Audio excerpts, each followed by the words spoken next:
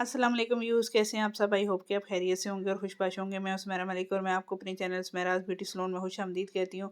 Views, आज हमने की है हाइलाइट्स और हाईलाइट्स का मैं पूरा ट्यूटोरियल आपको देने वाली हूँ और ये सारी टेक्निक्स बताऊँगी कि आपने इसको कैसे अप्लाई करना है, किस तरह करना है। और हाईलाइट्स का बहुत ही आसान मेथड है, इतना मुश्किल नहीं है, आप ईज़िली घर में कर सकते हैं अगर आप इन चीज़ों को समझ जाएँ। हमने सबसे पहले इसको बेस कलर दिया है। बेस कलर जो है वो हमने ब्री मोड का 6.03 जो बेस कलर था वो हमने इसको अप्लाई किया और इससे इसका जो चॉकलेट बेस कलर, इसका चॉकलेट ब्राउन सा इसका कलर आ गया है बेस का। और बेस का कलर देने के बाद फिर हमने इनकी हाईलाइट स्टार्ट किए। हाईलाइट स्टार्ट करने से पहले आपने सर के जो बाल हैं उनको 4 हिस्सों में डिवाइड कर देना है। 4 हिस्सों में डिवाइड करने के बाद आपके सर के जो पिछला हिस्सा है वहाँ से आपने हाईलाइट स्टार्ट करनी है।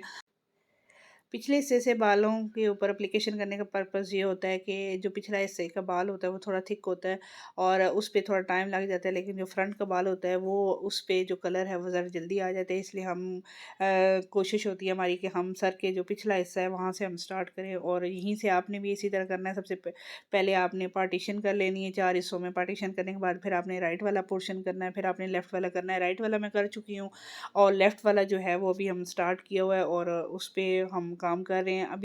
आपने क्या करना है कि आपने जो सेक्शन वाइज़ जब आपने बाल अपने कर लिए तो उसके बाद आपने क्या करना है कि आपने लेयर में बाल उठाने हैं और एक लेयर छोड़ के आपने बालों की और दूसरी जो आप लेयर उठाएंगे उसके अंदर से आपने सेक्शन लेने हैं जितनी भी आपने हाइलाइट्स करनी है। अगर आपने थिक हाइलाइट्स करने हैं तो थिक हाइलाइट्स आपने उठानी है और अगर आपने सॉफ्ट और बारीक अगर आपने स्टिक्स डालनी है तो फिर आपने पतली जो है ना वो आपने लेयर्स उठानी है और पतले जो है वो बाल लेने हैं छोटे-छोटे सेक्शन में। यहाँ पे मेरी क्लाइंट को ज़रा थिक हाइलाइट्स चाहिए जो नज़र आएँ, जो नुमायाँ हों, तो इसलिए मैं यहाँ पे थिक लेयर्स ले रही हूँ। मोटे जो है वो बालों का जो सेक्शन वाइज़ है वो मोटा बाल ले रही हूँ ताकि मेरे जो क्लाइंट है जिसकी जो डिमांड है उसके मुताबिक मैं इनको हाइलाइट्स दे सकूँ। अगर आपने बारीक जो है वो हाइलाइट्स करनी है, बेबी हाइलाइट्स करनी है, तो उसके लिए फिर आप छोटे-छोटे जो है वो बाल छोटे-छोटे पोर्शन में आप उठाएँगी और उसकी जो सेक्शन करेंगी वो भी आपने बारीक करनी है और उसके ऊपर जो आपने बाल उठाने हैं हाइलाइट्स के लिए वो भी आपने बारीक उठाने हैं। तो ये आप पे डिपेंड करता है कि आपने थिक करनी है या आपने थिन करनी है। तो दोनों सूरतों में जो है वो आपने यही वाला जो है मेथड अप्लाई करना है। ये जो फॉयल स्टिक है वो इसी तरह की जाती है। फॉयल स्टिक के लिए आप फॉयल की जो स्टिक्स होती हैं उसमें पोर्शन वाइज़ जो है वो बाल उठाए जाते हैं। और यहाँ पे एक सेक्शन पे मैंने दोनों जो बैक साइड के दोनों सेक्शन है वो मैं कर चुकी थी। अब मैंने राइट साइड वाला जो सेक्शन है उस पे मैं एप्लीकेशन कर रही हूँ। सेम आपने प्रोसीजर आपका यही होना है और आपने इसी तरह आपने सेक्शन वाइज जो है वो हाइलाइट्स के लिए बाल निकालने हैं। थिक रखने हैं तो थिक निकालने हैं, पतले रखने हैं तो आपने थिन निकालने हैं। दोनों सूरतों में आपने इसी तरह जो है वो आप प्रोसीजर करना है और यही आपका मेथड होना है। और जो यहाँ पे हम ब्लीच इस्तेमाल करें वो हम क्यूने की करें। क्यूने की ब्लीच जो है वो बहुत अच्छी है और उसका उसकी पिगमेंट भी बहुत अच्छी है और उसका रिज़ल्ट भी बहुत अच्छा है। तो आप क्यूने की भी यूज़ कर सकते हैं। आप कोई और अगर यूज़ करना चाहें कोई और ब्लीच तो कोई और ब्लीच भी आप यूज़ कर सकते हैं।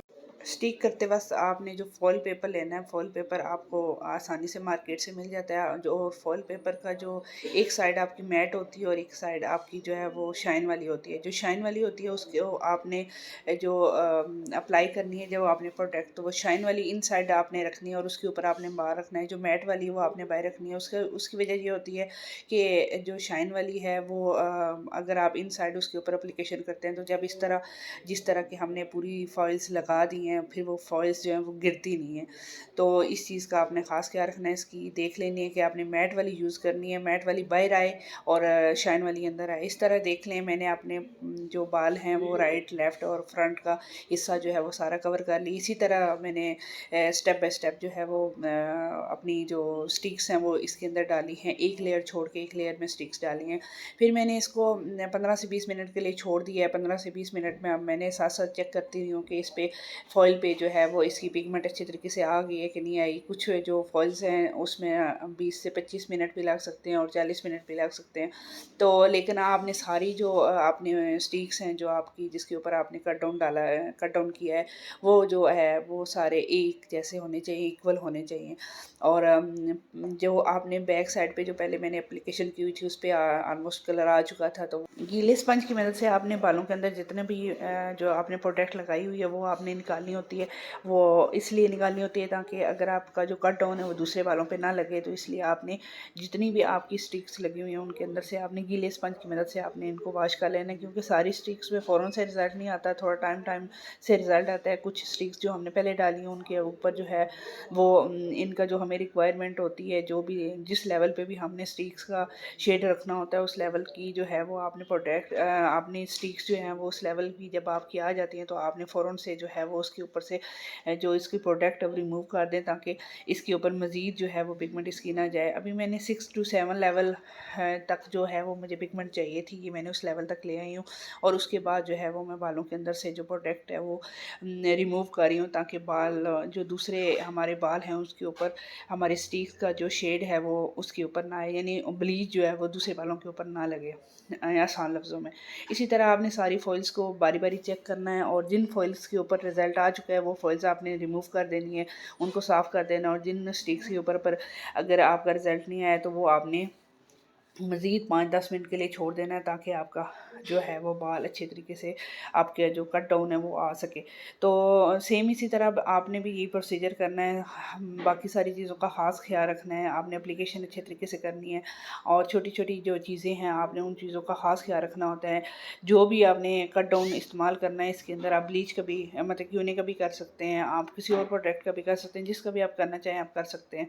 ठीक है, तो आपने स्टेप बाय स्टेप ये आपने जो फॉइल्स हैं वो आपने निकालनी है, और जो बालों के अंदर जो दूसरे ब्लैक बाल हैं उनके अंदर भी साथ साथ मैंने जो बेस कलर है वो उसका साथ साथ दिया था, तो इस वजह से मैं उन बालों को भी साथ साथ रिमूव कर रही हूँ, ताकि दोनों का कलर आपस में मिक्स ना हो। अच्छा, यहाँ पे आपको मैं एक बात बताती चलूँ कि जब आपने स्टिक्स डालनी होती हैं तो आपने एक चीज़ का ख़ास ख्याल रखना है कि जो आपकी वाइट कवरेज है आपने वो बालों के अंदर, यानी कि जो बाल आपके वाइट हैं आपने उनको भी कवरेज देनी होती है। तो जो 6 पॉइंट के लेवल तक जितने भी शेड्स हैं किसी भी कंपनी के हों वो आपकी जो है वो ग्रे कवरेज कर देते हैं। तो आपने 6 से ऊपर लेवल की जो बेस कलर है वो आपने नहीं लेना, 6 लेवल तक जाना है। 3 का ले लें, 3 तो डार्क ब्राउन में आता है, 3 का ले लें, 4 का ले लें, 5 का ले लें, किसी भी लेवल का ले लें, लेकिन 6 लेवल से ऊपर आपने नहीं जाना होता। बेस कलर हमेशा आपने 6 लेवल तक ही रखना है, और उसके ऊपर जो है वो आपने स्टिक्स डालनी होती हैं। कभी भी डार्क पिगमेंट के ऊपर जो है वो आपका जो कलर है वो नहीं आता। जितनी भी आपके मेटालिक कलर अगर आपके सर के बालों के ऊपर यूज़ हुए हैं तो मेटालिक कलर के ऊपर कभी भी आपका कट डाउन नहीं होगा, वो ऑरेंज पिगमेंट देना शुरू हो जाता है। तो इसलिए आपने बालों की जो टेक्सचर है वो आपने जो है वो पहले चेक कर लेनी है, क्या है इन बालों के ऊपर जो है वो आपका कट डाउन होगा या नहीं होगा। कट डाउन का बहुत ज़्यादा मैटर होता है, बाज़ औक़ात आपका कट डाउन ईजिली आ जाता है, बाज़ औक़ात आपको बहुत तंग करता है। और जो मेटालिक हेयर्स होते हैं या मेहंदी वाले हेयर्स होते हैं या बहुत सारे ऐसे कलर जो डार्क पिगमेंट वाले कलर होते हैं, लोकल कलर होते हैं, वो बालों के ऊपर अप्लाई कर करके उन्होंने बालों की जो टेक्सचर होता है वो इतना डार्क हो चुका होता है कि उसके ऊपर आप अगर आप 6 लेवल तक भी जाना चाहेंगे उसके ऊपर एप्लीकेशन करेंगे तब भी वो 6 लेवल का जो है वो पिगमेंट नहीं आएगी। से आपने इन चीज़ों का ख़ास ख्याल रखना है। उसके बाद ये देखिए मैंने सारे बालों को रिमूव कर दिया है। इस तरह की आपकी जो स्टिक्स हैं वो नुमायाँ हो रही हैं।